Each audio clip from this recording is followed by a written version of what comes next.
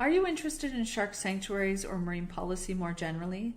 Maybe you're a protected area manager, decision maker, or scientist, or someone who explores the oceans and thinks that policies need to be strengthened to keep pace with what you're seeing. If you have curiosity about how these policies are evaluated, here in this short video, I'm going to share with you how I evaluated shark sanctuaries, one very complex type of marine management policy. And I'll also share with you how you can get involved in ongoing marine science research through the eOceans platform. Let's dive in.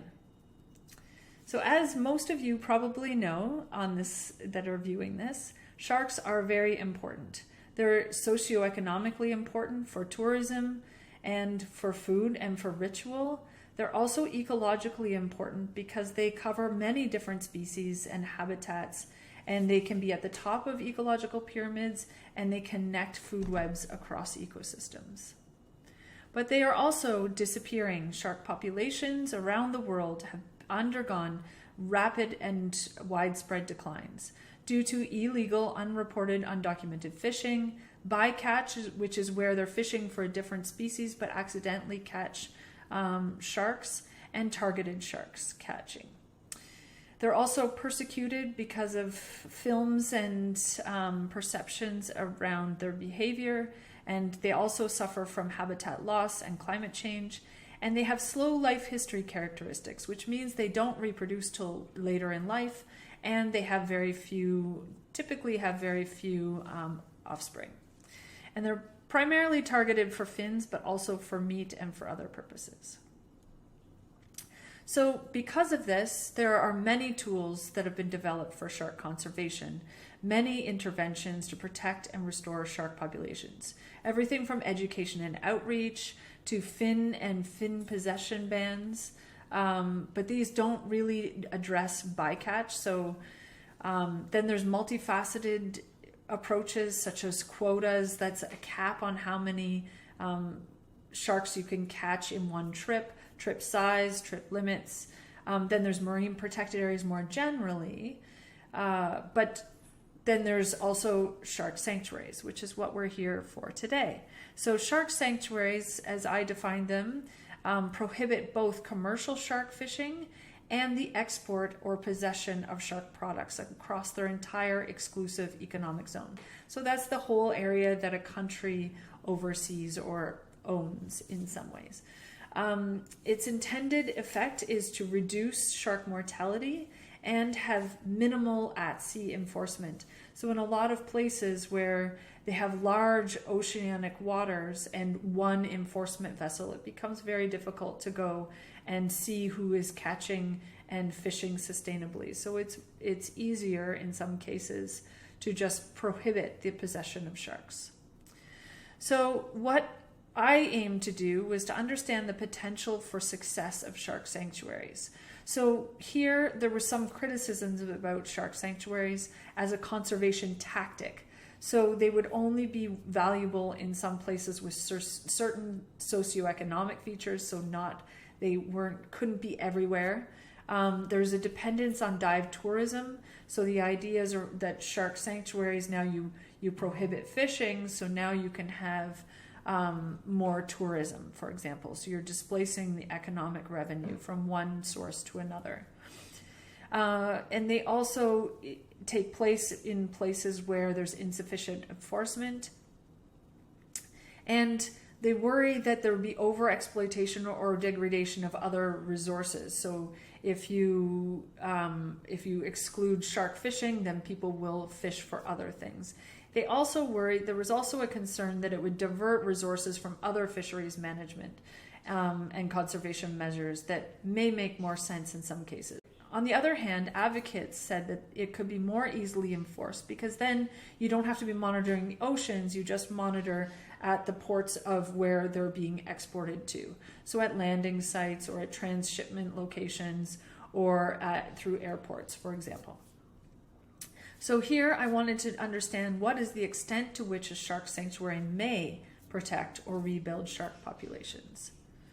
So here I will start by saying it's very challenging. So here is a picture, a map of all the existing shark sanctuaries at the time of writing this paper, and they differ in EEZ area, so this area covered, as well as the human population, density, how much of it is urban, the ocean density, so that's how many people access the ocean, GDP, what the current exports are, and whether or not there's dive tourism and other exports. So for example, shark meat was one of the primary commodities in French Polynesia, and many other industries. So it makes it very hard to do a controlled shark sanctuary versus not shark sanctuary evaluation, or to understand how all the shark sanctuaries were doing equally.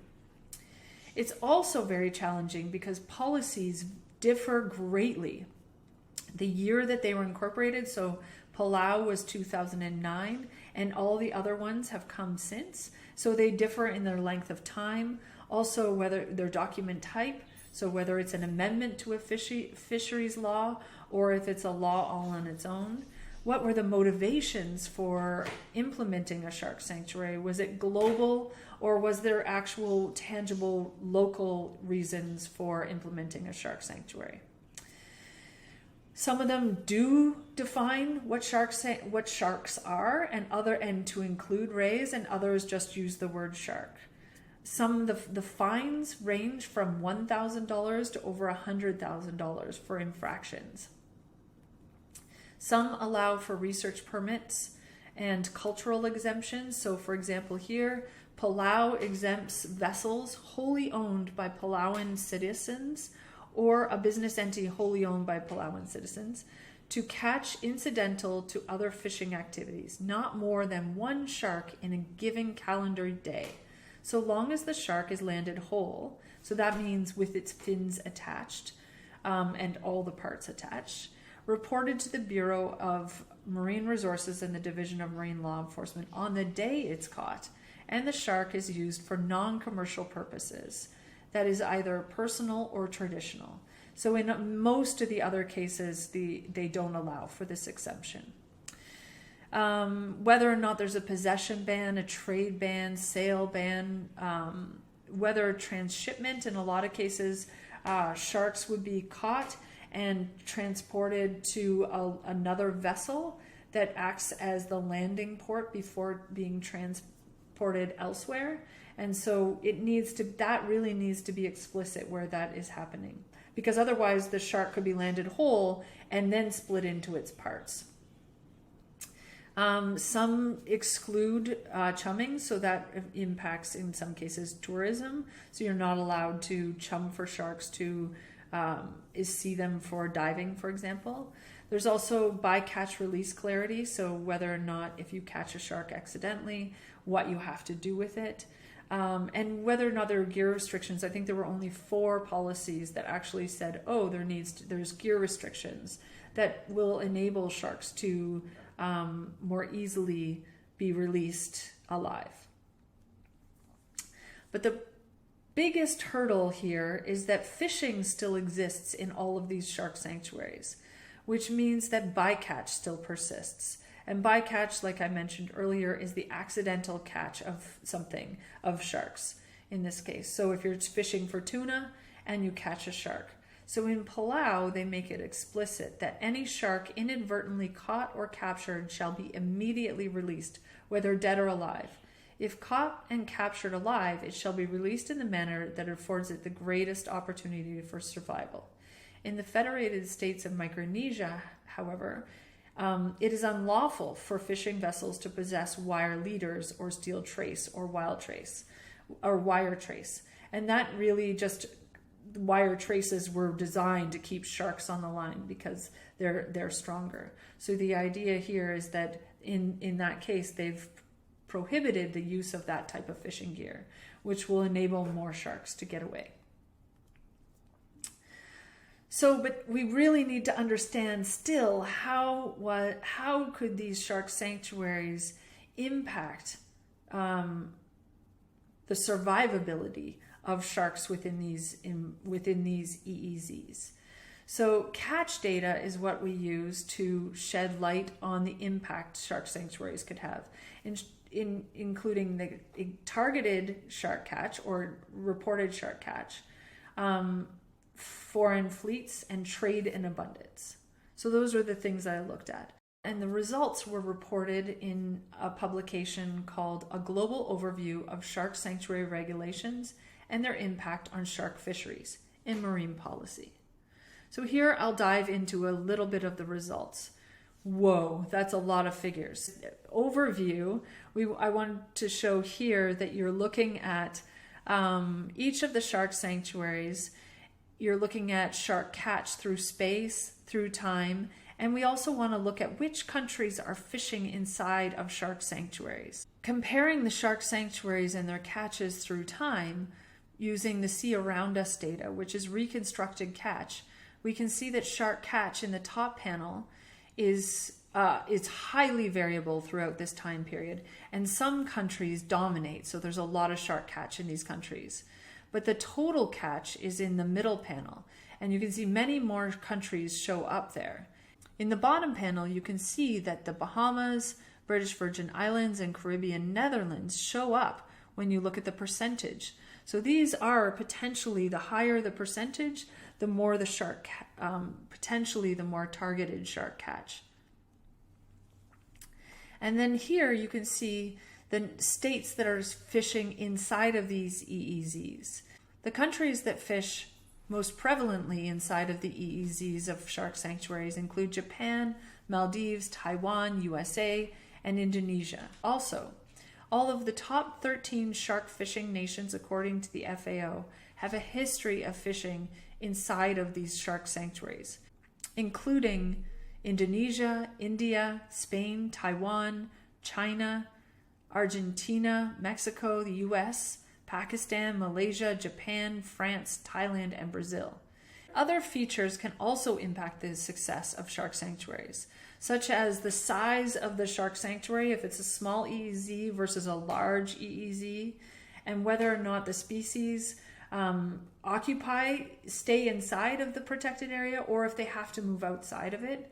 And that is determined by the home range of sharks. Some sharks have very small home ranges, and others migrate long distances.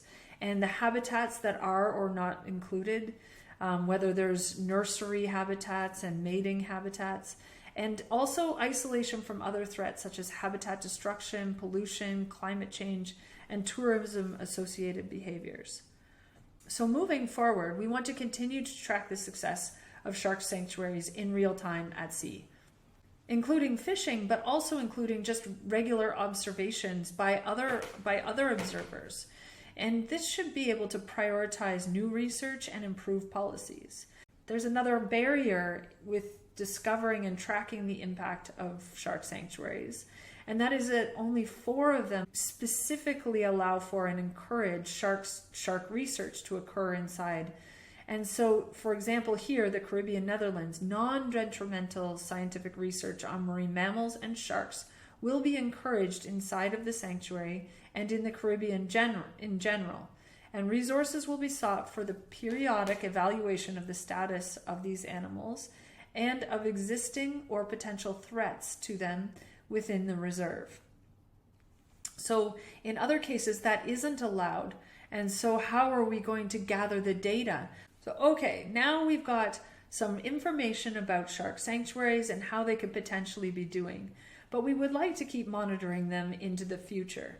We don't yet have any shark sanctuary teams inside of the eOceans app, but we do have EShark. So if you want to contribute to ongoing monitoring of shark populations, you can download the eOceans app, join EShark, and automatically share all of your shark observations, including zeros, with eOceans and EShark so that we can track shark populations on a global scale, including within and outside of shark sanctuaries. And the zeros are really important.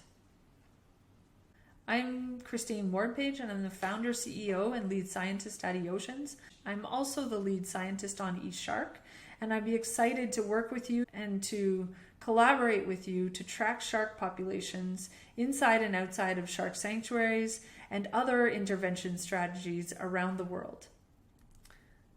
Thank you.